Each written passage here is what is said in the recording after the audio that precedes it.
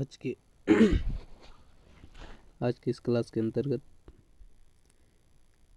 MA first semester first paper के प्रश्न पत्र का अध्ययन करेंगे, जिसका नाम है वेद और उपनिषद एवं पुराण। तो खंड आ में पहला प्रश्न है कि दशत्रयी के नाम से किस वेद को जाना जाता है। दशत्रयी यानी कि ऋग्वेद। ऋग्वेद में 10 मंडल है ना, तो 10 मंडल के अनुसार इसको क्या कहा जाता है, दशत्रयी। और इसे होत्र वेद भी कहा जाता है। होत्र वेद। क्यों होत्र वेद कहा जाता है? क्योंकि जो इसके ऋत्विक हैं वो होता है, इसलिए इसे होत्र वेद कहा जाता है। ठीक है। अब चारों वेदों से संबंधित जो ऋत्विक हैं उनका नाम लिखना। जैसे ऋग्वेद के ऋत्विक होता हो गए, यजुर्वेद के ऋत्विक अधर्व हो गए, सामवेद के उद्गाता हो गए और अथर्ववेद के ब्रह्मा हो गए। ठीक है। यजुर्वेद के उद्गाता और यजुर्वेद के तो अधर्व, सामवेद के उद्गाता, अथर्ववेद के ब्रह्मा। ठीक है। अब पुराणों की संख्या। नहीं, तैत्तिरीयोपनिषद में कितनी वल्लियां हैं उनके नाम लिखो। तैत्तिरीयोपनिषद में 3 वल्लियां हैं। कितनी? 3 वल्लियां। शिक्षावल्ली, ब्रह्मानंदवल्ली और भृगुवल्ली। ठीक है। शिक्षावल्ली, ब्रह्मानंदवल्ली, शिक्षावल्ली, ब्रह्मानंदवल्ली और भृगुवल्ली। जो तैत्तिरीयोपनिषद में जो 3 वल्लियां हैं वो क्रमशः शिक्षावल्ली, भृगुवल्ली, ब्रह्मानंदवल्ली हैं। शिक्षावल्ली में 12 अनुवाक हैं। ठीक है। अब पुराणों की संख्या बताते हुए उनके नाम लिखिए। पुराणों की संख्या कितनी है? 18। पुराण कितने हैं? 18 हैं। ठीक। उसमें से ब्रह्म पुराण, पद्य पुराण, विष्णु पुराण, वायु पुराण, भगवत पुराण, नारद पुराण, मार्कंडेय पुराण, लिंग पुराण, वराह पुराण, स्कंद पुराण, वामन पुराण, कर्म पुराण, मत्स्य पुराण, गरुड़ पुराण, ब्रह्मांड पुराण, ये 18 पुराण हैं। ठीक। अब कहा कि श्रीमद् भागवत महापुराण में कितने स्कंद हैं? तो श्रीमद् भागवत पुराण में कितने स्कंद हैं? कहा कि इसमें 12 स्कंद हैं। कितने? 12 स्कंद हैं। श्रीमद् भागवत गीता पुराण में पहले तो ये जान लीजिए कि 18,000 श्लोक हैं, 335 अध्याय हैं, 12 स्कंद हैं। उसमें से जो 10वां स्कंद है वो भागवत पुराण का हृदय है। ठीक है। कहा कि सूर्य सूक्त जो प्रथम मंडल के 115वां सूक्त है। कहते हैं कि ऋग्वेद जो प्रथम मंडल का 115वां सूक्त है, उसके ऋषि एवं छंद का नाम बताइए। उसके ऋषि एवं छंद का नाम बताइए। तो जो इसके ऋषि हैं एक कुत्स हैं। कौन है? कुत्स। और जो छंद है, छंद इसमें त्रिष्टुप है। और मंत्रों की संख्या 6 है। तो सूर्य सूक्त ऋग्वेद के प्रथम मंडल का 115वां सूक्त है।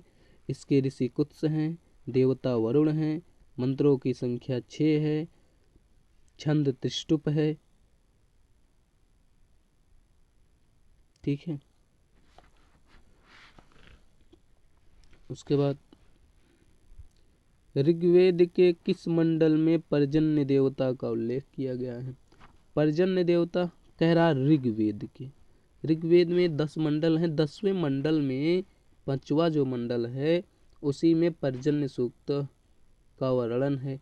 कहा कि पर्जन्य सूक्त ऋग्वेद के 5वें मंडल का 83वां सूक्त है। इसके ऋषि अत्रि हैं, देवता पर्जन्य है। इसमें मंत्रों की संख्या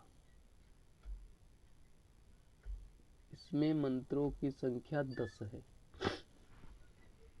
ठीक है, तो अगला देखते हैं, यानी कि ऋग्वेद के 5वें मंडल का 83वां सूक्त पर्जन्य सूक्त। इसके ऋषि अत्रि हैं, देवता पर्जन्य है, मंत्रों की संख्या 10 है, छंद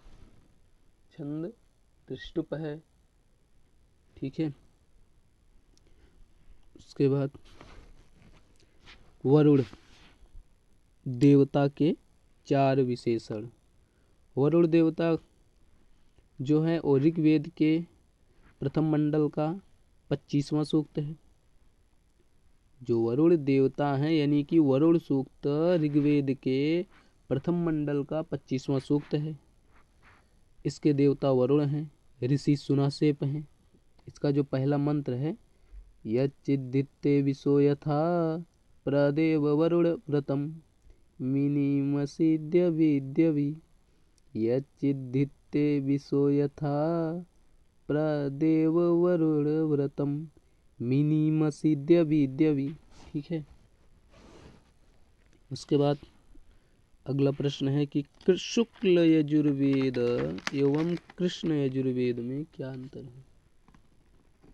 तो अंतर जो भी है शुक्ल यजुर्वेद और कृष्ण यजुर्वेद, इसका ज़्यादा। शिक्षावल्ली में कितने अनुवाक हैं, यही क्वेश्चन 2 बार पूछ लिया है, देखिए आप लोग। अच्छा, अनुवाक शिक्षावल्ली में 12 अनुवाक हैं। ठीक है, कोई नहीं, क्वेश्चन चेंज है। ठीक है, अब आते हैं खंड बा के अंतर्गत। खंड बा क्या कहता है कि इसमें से पहले कितने प्रश्न करने होते हैं। इस खंड में कुल 7 प्रश्न दिए होते हैं, जिनमें से केवल 4 प्रश्नों के उत्तर देने हैं। प्रत्येक प्रश्न का उत्तर अधिकतम 150 यानी कि 150 शब्दों में देना होता है। अब भाई उसको कहने दीजिए 150 शब्द। अब इसमें क्या ही 150 शब्द लिख लेंगे। हाँ, इस मंत्र में क्या ही 150 शब्द लिख लेंगे। ये जो मंत्र है ये हमें जहाँ तक लगता क्या है, इससे है। हाँ, इसको वाक सूत्र से, हाँ ये वाक सूत्र से है। ठीक है, वाक सूत्र जैसे हम बता चुके हैं ना, वाक सूत्र जो है और ऋग्वेद के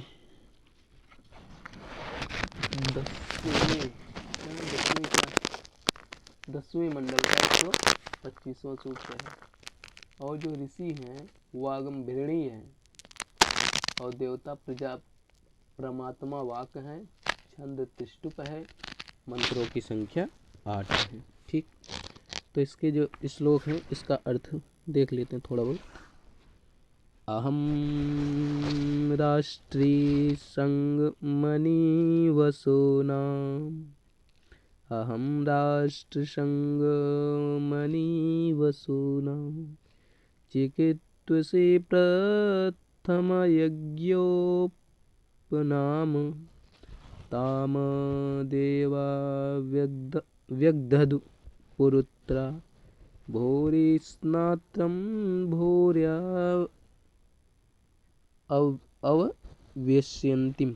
ठीक है, इसमें इस मंत्र में यही है कि जो वाग देवी हैं वो कह रही हैं कि मैं संपूर्ण जगत की ईश्वरी हूँ, मैं संपूर्ण जगत की ईश्वरी हूँ, धनों को प्राप्त करने वाली हूँ। क्या हूँ? धनों को प्राप्त करने वाली हूँ, खोज करने वाली, ज्ञान से संपन्न या ब्रह्म को जानने वाली हूँ, और यजन करने योग्य व्यक्तियों को अपने अंदर आवेशित करने वाली मुझको देवताओं ने विभिन्न स्थानों में रखा है। अर्थात भिन्न देवताओं की जो पूजा की जाती है वह वस्तुतः मेरी ही पूजा की जाती है। आप पूजा करते हैं तो जो मंत्र आदि बोलते हैं वो कैसे बोलते हैं, किसके सहयोग से? कहा कि मुख से बोलते हैं। ठीक है, इसमें लघु में एक क्वेश्चन में लगता छूट गया। हाँ, वरुण सूक्त के 4 विशेषण, इसको तो हम एक चीज़ बताया नहीं, शुक्ल यजुर्वेद का इसको अंतर, इसको छोड़िए। वरुण सूक्त के जो 4 विशेषण हैं, एक है धृत व्रत और नरा। धृत व्रत का अर्थ क्या होता है? व्रत या नियमों को धारण करने वाला। जैसे इसके पहले मंत्र में था कि धृत व्रत, यानी कि किस मंत्र में था यार? धृत व्रत का प्रयोग इनके लिए किस मंत्र में किया गया है? और इनको क्या कहा जाता है? सुक्रतु, सुक्रतु।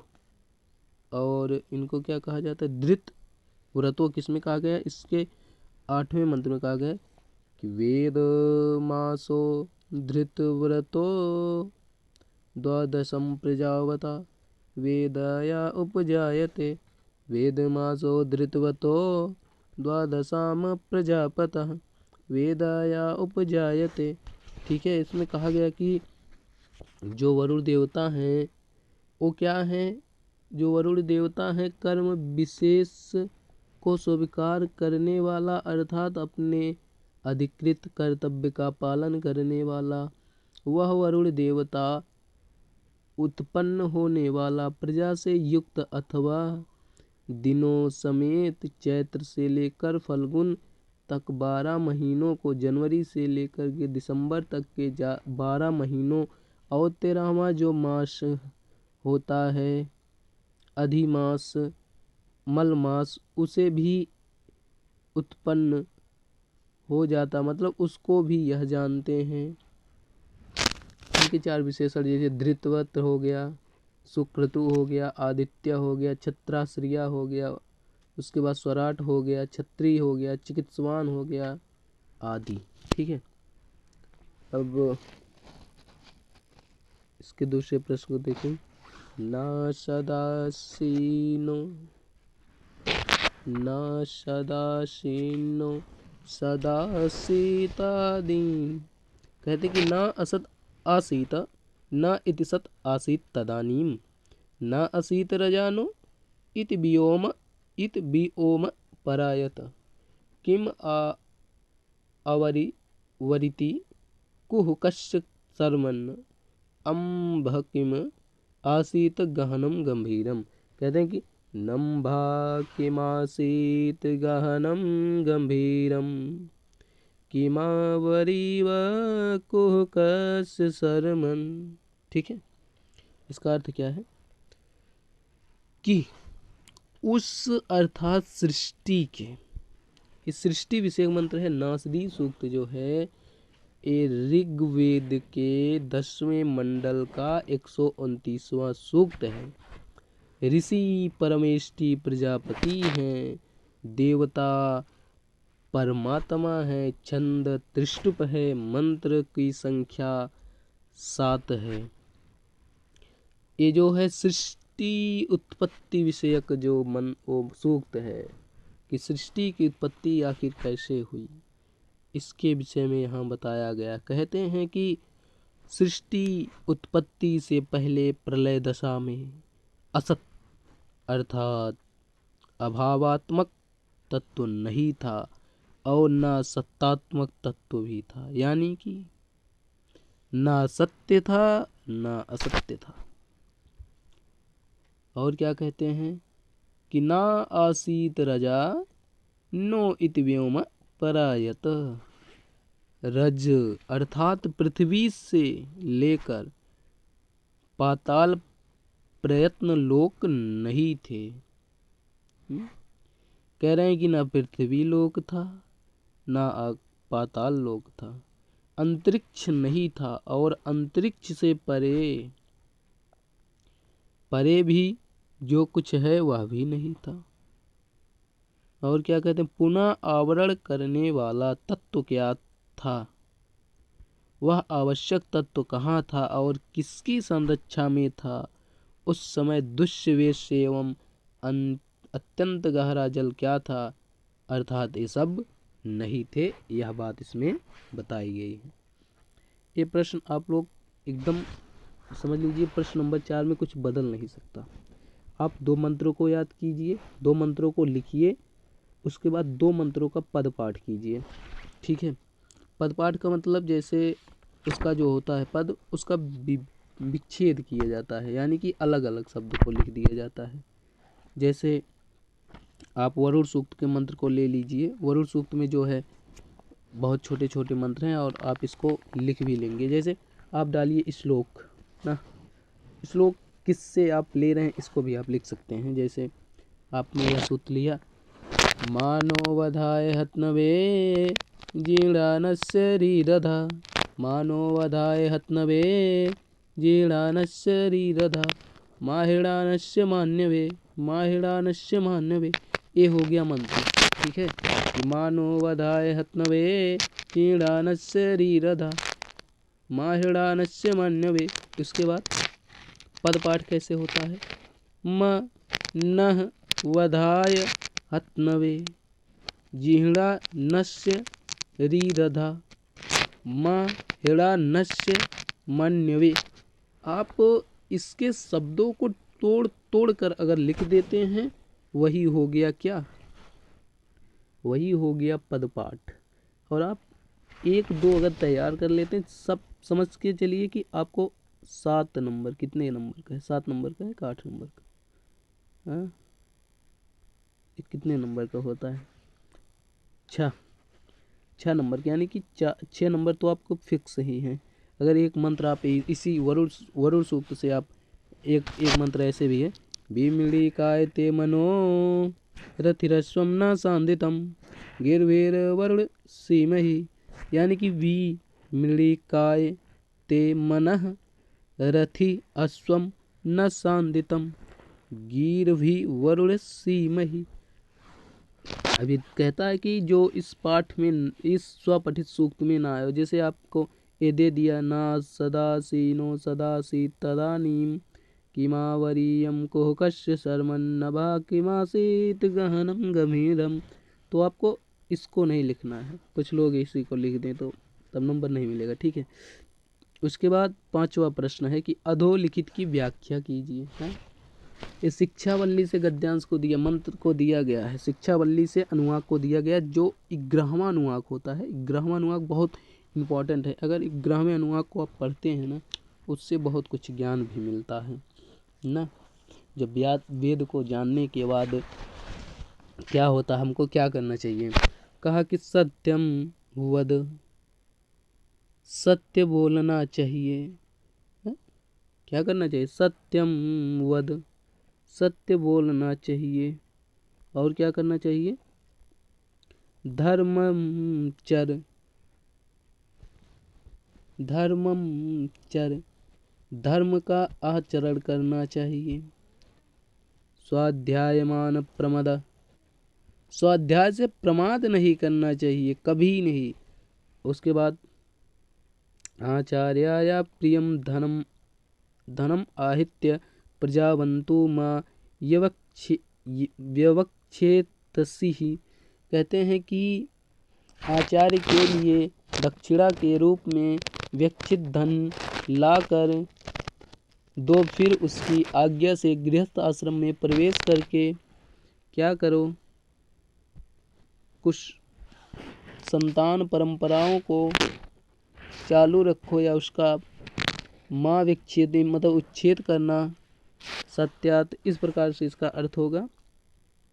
अब कहते हैं कि राष्ट्राभिवर्धन सूत्र का प्रतिपाद्य निरूपित कीजिए। तो राष्ट्राभिवर्धन सूत्र जो है ऋग्वेद के 10वें मंडल का 129वां सूक्त है। ऋषि वशिष्ठ हैं, देवता ब्राह्मणस्पति हैं और छंद अनुष्टुप है। मंत्रों की संख्या 6 है। इस प्रकार यह जो राष्ट्राभिवर्धन सूत्र है, यह एक मतलब कि सृष्टि उत्पत्ति विषयक सूत्र है। इसमें विभिन्न मंत्रों द्वारा यह बताया गया है कि क्या थे और क्या नहीं थे, क्या सत था क्या असत था, ये सब बातों की चर्चा इस सूत्र में मिलती है। अब जो आपने जितने मंत्र पढ़े हैं उन मंत्रों से जैसे आया है शब्द, जिनको 3 शब्द 3 व्याकरणिक शब्द लिखना होता है, जिसको आता हो लिख लेंगे, और इसमें जो इसको ना आता हो छोड़ दीजिएगा। उसके बाद आता है विस्तृत, इसमें से आप देखिए 4 लिखना होगा, 4 लिखना होगा। अब तैत्तिरीयोपनिषद में प्रतिपादित जो 5 प्रकार की संहिता उपासना है, 5 संहिताएं कौन है? ये क्या है 5 संहिताएं? अरे 5 संहिताएं हैं वो अधिलोकम, अधिज्योतिषम, अधिविद्यम, अधिप्रजम, अध्यात्मम, ये 5 संहिताएं हैं। इनको महासंहिता भी कहते हैं। तो इन्हीं का जो प्रतिपादित करना, जैसे जो अधिलोकम है, इसका पूर्व पद क्या, उत्तर पद क्या है, संधि क्या, संधानम क्या है। जैसे इसमें कहा गया है कि क्या कहा गया है कि पृथ्वी पूर्व रूपम, पृथ्वी पूर्व रूपम, और क्या होता है कि पृथ्वी पूर्व रूपम, देव स्वर्ग लोक या उत्तर लोक, जो देव है स्वर्ग लोक जो है वो उत्तर रूप है। और आकाश संधि वायु संधानम, यानी कि आप लिखेंगे कि अधिलोकम, अधिलोकम अब लिखेंगे पूर्व वर्ण, पूर्व रूप, उत्तर रूप, संधि और संधान। अब पूर्व रूप में लिखेंगे पृथ्वी, उत्तर रूप में लिखेंगे क्या, स्वर्गलोक, और संधि में लिखेंगे आकाश, और संधानम में लिखेंगे वायु। इस प्रकार अधिलोकम हुआ। उसके बाद अधिज्योतिषम, अधिज्योतिष में पूर्व पद क्या है, उत्तर पद क्या है, संधि क्या है, संधानम क्या है। कहा कि अधिज्योतिषम, अधिज्योतिष आखिर क्या है, कहा कि अग्नि पूर्व रूपम, अग्नि पूर्व रूप है। आदित्य उत्तर रूपम, आदित्य उत्तर रूप है। आपः संधि, जो जल है वो संधि है। वैद्युत संधानम, जो बिजली है, जो बादल गरजते हैं वही संधान है। इत्यादि ज्योतिषम, यही अधिज्योतिष विषयक संहिता है। ठीक है। उसके बाद तीसरा क्या है, अधिविद्यम। अधिविद्यम का पूर्व रूप क्या है, आचार्य पूर्व रूपम, जो आचार्य हैं, गुरु हैं, वो पूर्व रूप हैं। अंतेवास्य उत्तर रूपम, जो अंतेवासी हैं वही क्या है, उत्तर रूप है। ठीक है। उसके बाद विद्या क्या है, संधि है। प्रवचन संधानम, गुरु द्वारा जो उपदेश दिया जाता है वही क्या होता है, प्रवचन होता है। वही संधानम, वही संधि का हेतु है। इस प्रकार अधिविद्यम समाप्त हुआ। ठीक है। उसके बाद अधिप्रजम, अधिप्रजम, माता क्या है, पूर्व रूप है, पिता उत्तर रूप है, प्रजा संधि है, और प्रजनन क्या है, संधानम है। इस प्रकार प्रजा भी, इस प्रकार अधिप्रजम भी हुआ। उसके बाद आया अध्यात्मम।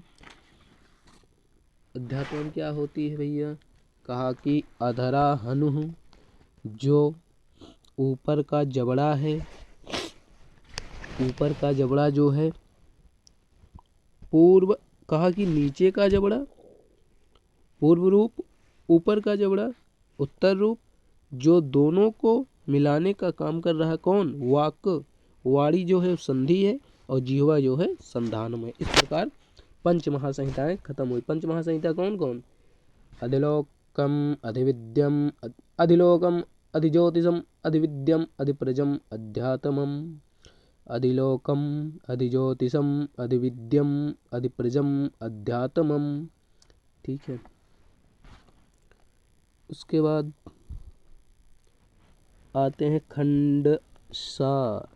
इस खंड में किन्हीं 2 प्रश्नों का उत्तर दीजिए, जिनको ये सभी मंत्र आते हैं। सत्यम दया तपा शौचम तितिक्षेषः समोदमा अहिंसा ब्रह्मचर्य त्यागः स्वाध्यायः आर्जवम्। ये सब जो मंत्र जिनको आते हैं वो क्या करेंगे, मंत्रों को लिख लेंगे, और जिनको मंत्र नहीं आते हैं वो क्या करेंगे, श्रीमद् भागवत पुराण में निहित मानवीय मूल्यों पर प्रकाश भी डाल सकते हैं, तैत्तिरीयोपनिषद के महत्व पर प्रकाश डालते हैं। अब तैत्तिरीयोपनिषद का क्या महत्व है, आप जब 12 अनुवाक पढ़े होंगे, 12 अनुवाक उसमें पढ़े होंगे, तो आप कितना भी कम पढ़े होंगे तो उसके विषय में आप लिख देंगे। चाहे जो जैसे आप मान के चलिए तैत्तिरीयोपनिषद ना, तैत्तिरीयोपनिषद के अंतर्गत आता है ना, किस कृष्ण यजुर्वेद के तैत्तिरीयोपनिषद के अंतर्गत कैसे है यार इसको, हाँ यही जो उपनिषद है तैत्तिरीयोपनिषद क्या है, कृष्ण यजुर्वेदीय तैत्तिरीय शाखा के अंतर्गत तैत्तिरीय आरण्यक का अंग है। अब तैत्तिरीय आरण्यक के 10 अध्याय हैं, और उसी 10वें अध्याय में जो 7वां 8वां और 9वां अध्याय है उसी में तैत्तिरीयोपनिषद कहा गया। तैत्तिरीयोपनिषद मतलब 7वें में शिक्षावल्ली, 8वें में ब्रह्मानंदवल्ली और 9वें में भृगुवल्ली कहा गया। जो 7वें में शिक्षावल्ली है उसमें 12 अनुवाक हैं, ठीक है।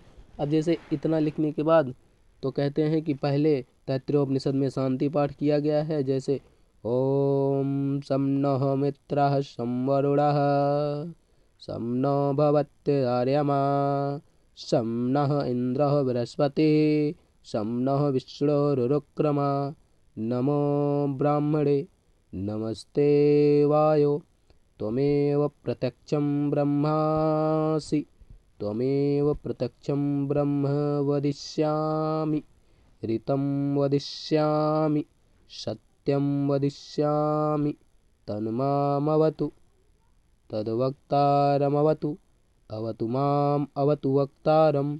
ओम शांतिः शांतिः शांतिः।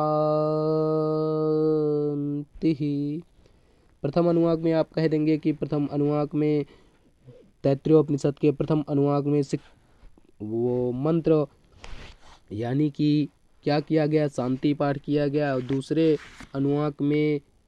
अनुवाक में शिक्षा के विषय में बताया गया है, क्या कि शिक्षा की व्याख्या की गई है। उसमें क्या किया गया है, वर्ण स्वर मात्रा बल साम संतान इति युक्ता, यानी कि शिक्षा अध्याय में वर्ण स्वर मात्रा प्रयत्न वर्णों का समवृत्ति से उच्चारण संधि, इस प्रकार शिक्षा अध्याय वेद के गान करने की रीति और क्या करता है, संधि, इस प्रकार वेद के उच्चारण की शिक्षा अध्याय में कहा गया है। शिक्षा के विषय में द्वितीय अनुवाक में बताया गया है। उसके बाद आता है इस प्रकार जैसे प्रतिपाद विषय आप जानते रहेंगे। उसके बाद तृतीय अनुवाक में पंच महासंहिताएं बताई गई हैं, संहिता विषयक उपासना निधि बताई गई है। जो पांचों हैं वो क्या क्या है, अधिलोकम अधिविद्यम अधिलोकम अधिज्योतिषम अधिविद्यम अधिप्रजम अध्यात्मम, इसे महासंहिता भी कहते हैं, ठीक है।